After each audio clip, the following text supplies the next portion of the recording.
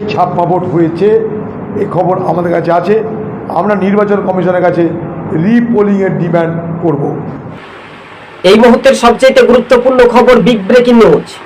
দুপুর 1টা পর্যন্ত ভোটের শতাংশ যদি আমরা দেখি তাহলে 52.27%। নির্বাচন কমিশনের ওয়েবসাইট থেকে যে একটা তথ্য দেওয়া হয়েছে, অধীর চৌধুরী সাংবাদিক বৈঠকে কি বললেন? তৃণমূল গোহারা হারবে, অধীর চৌধুরী ভোটের মার্জিনটা বাড়বে। সরাসরি সাংবাদিক বৈঠকে জেলা কংগ্রেস ভবনে অধীর চৌধুরী প্রতিটি বুথ কেন্দ্রে তিনি পরিদর্শন করেছেন বহরমপুরে, অর্থাৎ বহরমপুর ছাড়া অন্য কোনো বিধানসভায় তিনি যাননি বা সেই রকম, শুধু বহরমপুরেই তিনি ছিলেন। অন্যান্য বিধানসভাতে ব্লক কংগ্রেস নেতৃত্ব এবং কংগ্রেসের কর্মীরাই যথেষ্ট প্রয়োগ ছিল। দেখুন, হ্যাঁ, যদি শান্তি শৃঙ্খলা কথা বলেন, বেশিরভাগটাই শান্তি শৃঙ্খলা শান্তিপূর্ণ ভোট হয়েছে। সরাসরি শুনবেন, ভিডিও ঘটেছিল। তার মানে সবটা শান্তিপূর্ণ হয়নি। কেন্দ্রীয় বাহিনী থাকা সত্ত্বেও পশ্চিমবঙ্গ পুলিশের মধ্যে যে কমিটেড যারা তৃণমূলের দালাল, মানে নির্ভেজাল যেগুলো তৃণমূলের পুলিশের দালাল, যাদেরকে বহরমপুর লোকসভা নির্বাচন আমাকে পরাজিত করার জন্য পরিকল্পনা করে অনেক আগে থেকে ডেপুট করা হয়েছিল বিভিন্ন, ভালো করে মনোযোগ দিয়ে শুনবেন। সবাইকে তো তাড়াতে পারিনি, মুকেশ কুমারকে তাড়িয়েছিলাম, আর এই শক্তিপুর, বেলডাঙ্গা আর বহরমপুর আমরা সরাতে পেরেছিলাম, বাকি সকলকে সরানো যায়নি। তার মধ্যে সালার, এই সালারে কয়েকটা বুথে সকাল থেকে তৃণমূলের সন্ত্রাস, আমাদের প্রতিরোধ। এবং আরো একবার আপনাদেরকে জানিয়ে রাখি, তৃণমূলের বহিরাগতরা বহরমপুর আশেপাশে লুকিয়েছিল, দেখলো যে ঠেলায় না পড়লে বিড়াল গাছে ওঠে না, অধীর চৌধুরীকে পারা যাবে না। নির্বাচন কমিশনকে যা বলেছেন তাই নির্বাচন কমিশন একেবারে 100% অধীর চৌধুরী যে একটা সমীক্ষা করেছিল, অধীর চৌধুরী যে শান্তি অবাধ সুষ্ঠু পরিবেশে বহরমপুরের মানুষকে ভোট দিতে দেব বহরমপুর কেন্দ্রে, সেটাই মিলেছে বা সেটাই প্রতিফলন হয়েছে। সাংবাদিকদের প্রশ্নের উত্তরে কি বলছেন অধীর বাবু, অধীর রঞ্জন চৌধুরী? বহরমপুরের রবিনহুড, 5 বারের সাংসদ, 6 বারের, এবার কিন্তু সেঞ্চুরি করছেন। ইউসুফ পাঠানের জামানা জব্দ হবে, সংখ্যালঘু ভোট কেটে ইউসুফ পাঠান কোনো রকমের পার পাবে না। তিনি বিজেপির এজেন্ট হিসেবে কাজ করেছিলেন, অর্থাৎ গুজরাটে নির্বাচনী ভোট প্রচার করেছিলেন। লোকসভা বলুন, বিধানসভা বলুন, তৃণমূল পার্টি তাকে কোটি কোটি টাকা দিয়ে প্রার্থী করেছে। সরাসরি অধীর চৌধুরী এই বিষয় নিয়ে রাজনৈতিক সমস্ত রকমের তথ্য প্রমাণ দিয়ে কি বলছেন, বহরমপুরে কতটা ভোট শান্তি অবাধ সুষ্ঠু পরিবেশে হয়েছে, কি বলছেন এখন?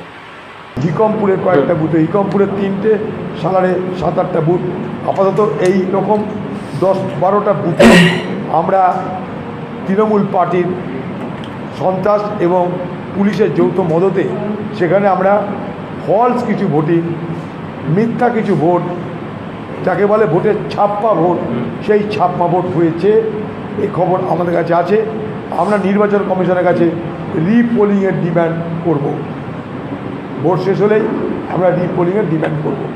বাকি বহরমপুর লোকসভা জুড়ে তৃণমূলের সকাল থেকে যে সন্ত্রাসের চেষ্টা, বুথ লুট করার চেষ্টা, সেগুলোকে আমরা প্রতিহত করেছি। এবং কেন্দ্রীয় নির্বাচন কমিশন তারা আমাদের প্রত্যেকটা অভিযোগকে তারা গুরুত্ব দিয়েছে, সর্বতভাবে সহযোগিতা করেছে।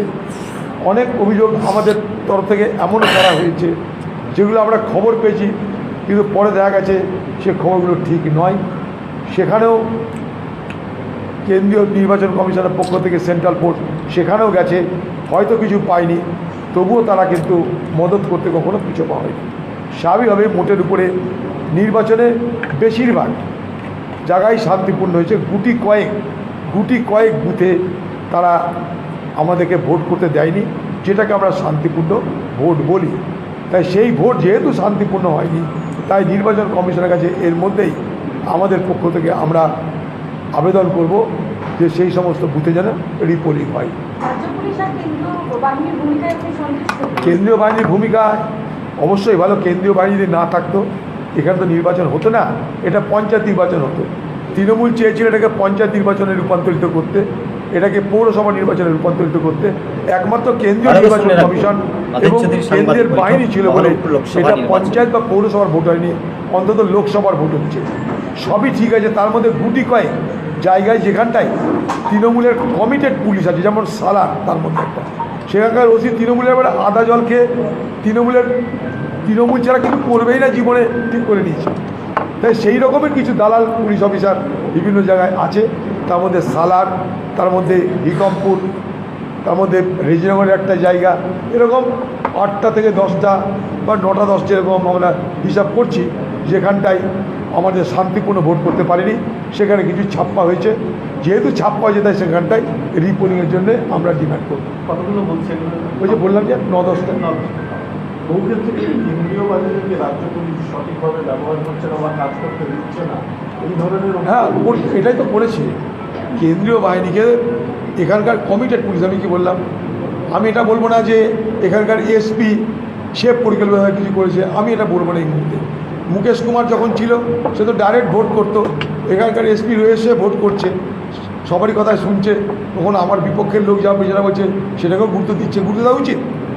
কিন্তু নিচের তলা যে কমিটেড অফিসার পুলিশের, নিচের তলা মানে ওসি লেভেলে, এএসআই লেভেলে, এসআই লেভেলে, যেগুলো তৃণমূলের কমিটেড পুলিশ, মানে তৃণমূল ছাড়া কিছু করবে না, জীবনে প্রতিজ্ঞা করে নিয়েছে, সেই রকমের তৃণমূলের যারা একবারে নির্ভেজাল তৃণমূলের দালাল, নির্ভেজাল তৃণমূলের দালাল কিছু পুলিশ, তারা এই ভোটটা পাকিয়েছে। এবং তৃণমূল যেহেতু বুঝতেই পারছেন মমতা ব্যানার্জি নিজে চাইছে অধীর চৌধুরী হারুক এবং তার বদলে বিজেপি জিতুক, মমতা ব্যানার্জি নিজে চাইছে।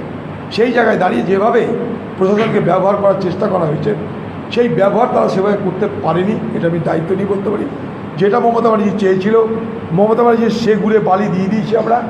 মমতা ব্যানার্জি পুলিশ যেটা চেয়েছিল সেটা তারা তাদের মতো করে করতে পারেনি, কিছু জায়গায় সফল হলেও, কেন্দ্রীয় বাহিনীকে ভুল পথে পরিচালনা করলেও সঙ্গে সঙ্গে আমরাও কেন্দ্রীয় বাহিনীকে রেকটিফাই করে দিয়েছি যাতে তারা ভুল পথে পরিচালিত না হয়। স্বাভাবিকভাবে আবার বলছি যে গুটি কয়েক ঘটনা বাদ দিয়ে এই বহরমপুর লোকসভা নির্বাচনে এখনকার পর্যন্ত আমরা দেখতে পাচ্ছি যে ভোট শান্তিপূর্ণ হয়েছে। কিছু জায়গায় বলে দিলাম, সালার বড়োয়ার যে একটা পকেট আর হিকমপুর আমাদের বহরমপুর বিধানসভার মধ্যে, বড়োয়াই চেষ্টা তারা করেছে, কয়েকটা বুথে খুব জোর চেষ্টা করেছে, সেগুলোকে রুখে দেওয়া হয়েছে। এখন শেষ পর্যন্ত কতটা রুখতে পেরেছে আমাকে যে পূর্ণাঙ্গ তালিকা আসুক তারপরে বলবো, তবে নিশ্চয় কিছু বুথে আমরা রিপোলিংয়ের দাবি করব। দাদা একটা প্রশ্ন আপনার কাছে রাখছি, চতুর্থ দফা নির্বাচন। প্রিয় দর্শক বন্ধু, আজকে ছিল আমাদের এই পর্যন্ত প্রতিবেদন। আপনাদেরকে আরও একবার জানিয়ে রাখি, বহরমপুর, রেজিনগর, ভরতপুর, বড়ুয়ান, কান্ধি, বেলডাঙ্গা, রেজিনগর, নওদা সর্বস্তরে 60টি বিধানসভায় শান্তি অবাধ সুষ্ঠু পরিবেশে ভোট হলেও অর্থাৎ 2-1টি বুথে অপ্রীতিকর ঘটনা সামান্য একটু ঘটেছে, কিন্তু রাজনৈতিক মহলে তৃণমূল কিন্তু অনেকটাই ভয় পেয়েছে। তাই বহরমপুরের ভূমিপুত্র অধীর চৌধুরী জয়, শুধু সময়ের অপেক্ষা। অধীর চৌধুরী বললেন যে ভোটের মার্জিনটা 4 তারিখ পর্যন্ত অপেক্ষা করুন। সাংবাদিকদের প্রশ্নের উত্তরে তিনি বলেন, তৃণমূলের জাবানা জব্দ হবে, শুধু সময়ের অপেক্ষা। তৃণমূল দলটা বাংলা থেকে, অর্থাৎ তাদের একটা ভরসা ছিল যে পৌরসভা পঞ্চায়েতে প্রহসনে পরিণত করে ছাপ্পা মেরে দখলদারি রাজনীতি করে তৃণমূল ভোটে জিতবে জন্য, এই জন্য একটা আশ্রয় নিয়ে কোনো রকমের পার পাবে না। এই মাটি অধীর চৌধুরীর ঘাঁটি। বহরমপুরের 5 বারের সাংসদ 6 বারে তিনি পা দিয়ে আবারও পার্লামেন্টে পা রাখছেন। এটারই নাম অধীর রঞ্জন চৌধুরী। তাই ওপর নাম যদি বলা হয় তাহলে চৌধুরী। রবিনহুড তাহলে তৃণমূলের ইউসুফ পাঠান বিজেপির লোক, গুজরাট থেকে এনে মহাভারতকে তিনি প্রার্থী করেছেন। তাই এই বিষয়টা নিয়ে রাজনৈতিক মহলে একটা সমীকরণ, চিত্রটা পাল্টে যেতে পারে, বদলে যেতে পারে। তাই তৃণমূল দলটা বাংলা থেকে মুছে যাবে, সময়ের অপেক্ষা। ইন্ডিয়া জোট কিন্তু দিল্লিতে ক্ষমতায় আসছে, অধীর চৌধুরী এটাও স্পষ্ট করে দিলেন।